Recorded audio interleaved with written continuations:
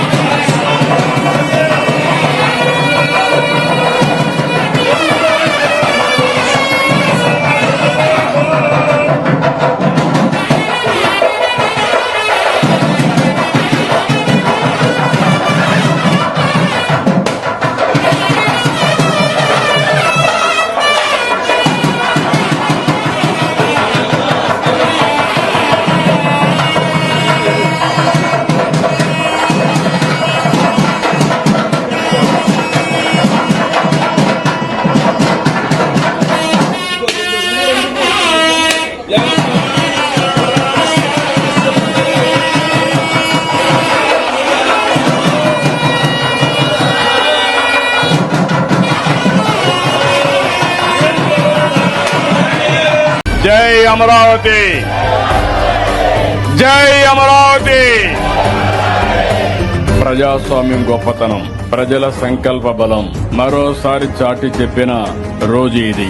రాష్ట్ర చరిత్రలోనే కాకుండా దేశ చరిత్రలో సువర్ణ అక్షరాలతో లిఖించదగ్గ రోజు ఇది.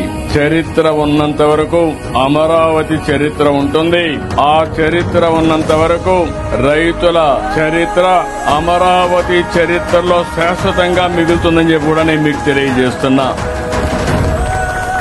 విధ్వంసకారులు అనేక కుట్రలు దాటుకుని అమరావతిని గెలిపించుకున్నాం. ప్రజా రాజధాని, ప్రజా విక్టరీగా ఈ రోజు మనం నిరూపించుకోగలిగాం. ఈ సందర్భంగా అమరావతి రైతులకు, రాష్ట్ర ప్రజలందరికీ అభినందనలు, శుభాభినందనలు.